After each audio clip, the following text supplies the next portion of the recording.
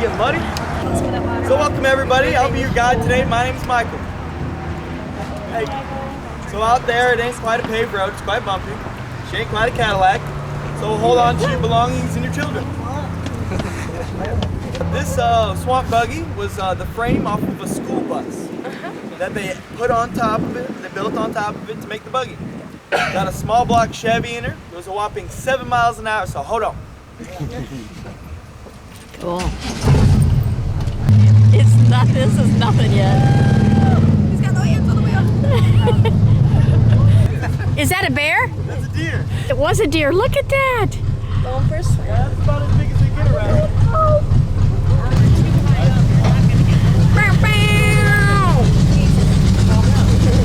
Look down there. What was that? Did something get on you? Yeah, it's oh my god. Stop. Welcome everybody. Out here is about 788,000 acres of protected land. Down to the south is Everglades National Park, which is a whopping 1.5 million acres. And it all pretty much looks the same. A bunch of sawgrass prairies and cypress strands. So all the water you see out here is all fresh water, all from rain. Just about 2 weeks ago it was all completely dry out. So this is the beginning of our wet season. Once it starts raining out here, it rains pretty consistently every day, just about around 2 o'clock. So you guys came at the right time. So the water flows from north to south, all the way up from Lake Okeechobee, all the way down to the Keys. So if the sea drops in the water, it can't help but go south. That's why your cypress strands are going to be your north and south. So if you know what direction you were heading, stay out here. Hopefully you can turn yourself around. Or you can bring a compass. We used to come out here and dig about a 3-foot hole deep, just about 30 foot long. Those are called gator holes. So when the water comes real high out here, there'll be fish swimming all throughout here. And towards the winter, it would all start drying out again. And these fish need a deeper water hole. So these fish will go to the gator holes. Along with the fish will follow the birds, giving the gators pretty much an endless supply during the winter. Once everything out here dries up, a lot of the bigger animals and the wildlife out here will be using the gator holes as a source of water. Gator hole as a source of water. The gators don't normally like eating big and they'll grab it, take it back to their gator hole, do a couple of gator rolls and tear up the meat. Let the meat sit for a couple of days so it's nice and ripe, and they can pick it right off the bone and swallow it whole.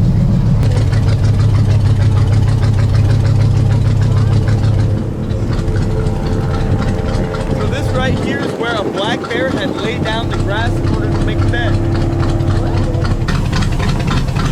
Buy any water source out here and you can't eat them. Right here is a little example on how the Seminole used to live out here. In the late 1800s, early 1900s. So we hired them about 8 years ago to build these for us. These are called cheeky huts. So the reason we're not allowed to build them is because the poles are made out of cypress trees. The reason they use cypress trees is because the poles, the trees spend about half their life underwater, the roots do, making the tree naturally pressure treated. So it'll take about 40 years for these guys to even start and look like they're starting to weather. They're highly protected down here. It's about a $5,000 fine and up to 5 years in prison if you cut one down. Up at the Seminole, they are their own sovereign nation inside of our nation, so they don't have to listen to a word we say. They're allowed to cut down as many as they want. The tops are made out of sable palm fronds, which is this tree right here. That's the sable palm tree. One of the only native palm trees in Florida. All the rest came by trade from the Spaniards and different people. So it takes about 400 palm fronds to make a roof. This right here would be where they would be cooking food, and that's a chimney space up top. And the other cheeky huts would have lofts, so you can go seek shelter at nighttime. The original Native Americans out here were the Calusa.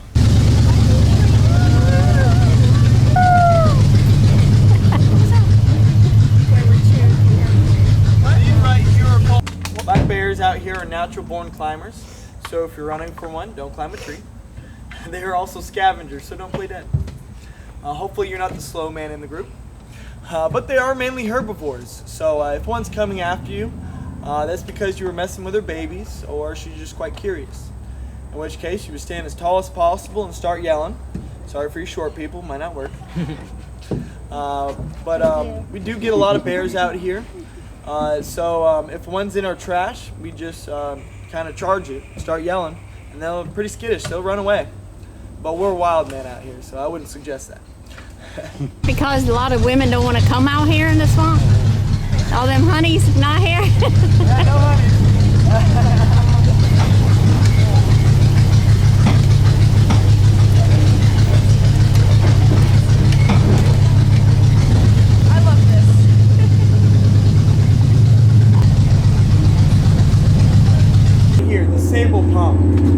So you cut open the top, peel back a couple layers, and it will reveal a white heart that you can boil down, and it tastes actually just like cabbage.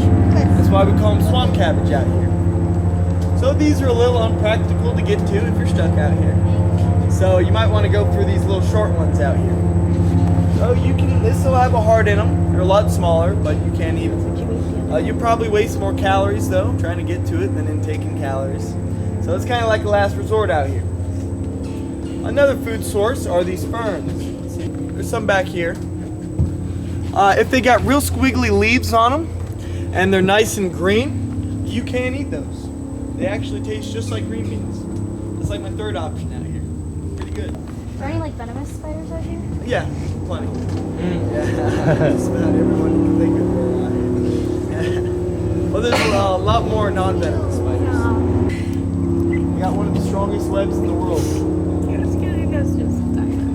My grandpa used to. Good one. They red? Just looks sick. Indians all over America, Native Americans, sorry, all over America will use this tree sort of like a sign, pointing to their local trading post or water source, or their kind of like a center hall. So how they made this tree was, as the tree was a sapling, they tied a rock to it, putting it onto the ground, pointing to wherever they needed to go. So you can tell that the branch broke off there eventually, and it shoots out kind of like this. So quite lucky to have one on a trail. This guy's about 200 years old. Back when they first came out here, the Seminole.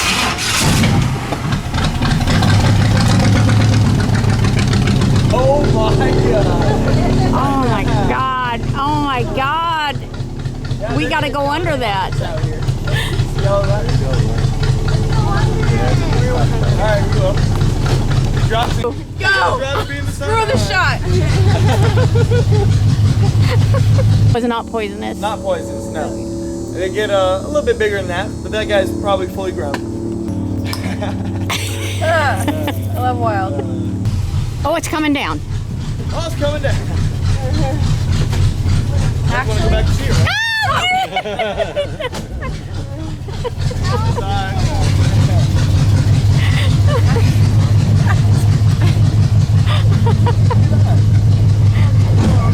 Go catch the alligators alive so the meats and the skins wouldn't spoil on the ride back. They bring them back here but they would clean them, and over there they would cure the meats and the skins. That skull right there is probably from a 12-foot alligator. The reason I can tell that is from the eyeballs to the nostrils. However many inches is in between there is however many feet long he was. The Native Americans out here very rarely ever wasted any part of the gator, using their jaw bones mainly for tools like hatchets, hammers, knives, arrowheads, because they got about a 3,000-pound bite force. You need a lot of jaw backing that up. You might have noticed a hot water heater over there. Al Capone used to run moonshine out here. This is one of his first stops on his way up. Time leaving their scents, or their back might itch. Pretty tiny one. Right here.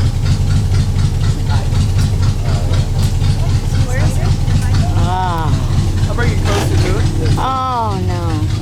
Stop riding with Daddy, Carol. Oh, There it is. Oh, God. Back away. Grass growing out of this tree right here. Another top bear plant. Also on parasitic. Here's something in your property about 2 to 3 foot of fill, or else your house will go underwater every year. So the Harmon brothers came out here and dug rock pits, kind of like this one. This guy's about 30 foot deep. And the reason we have a fence here is because we got a pet alligator. His name's Leroy. He's about 15 years old. You see him over there. Well, Leroy was originally a show gator over there at Wooten. About 7 foot long. Yeah. They usually don't get that big. What's up, Leroy? So they can be underwater and all you see is their little eyes and you think they're little.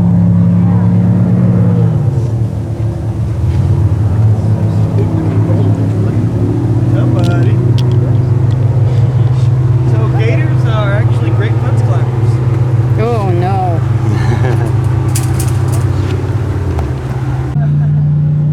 They almost opened his mouth. They're not that big. You know, a lot of gator hunters are not that big. So we'll have snook, tarpon, sometimes even bull shark come in through here. Our most popular is the manatee, only coming through towards the winter once the Gulf starts getting cold. About 10 years ago, we had a manatee get stuck right here in this culvert. So we had to excavate the culvert out, getting the manatee out safely, which we were successful in doing so. Because of that, we did not put a culvert back. Now separating, damming up the water right here. It used to go in about another mile, but now it's dammed up right there. He's looking at me. He is looking at you.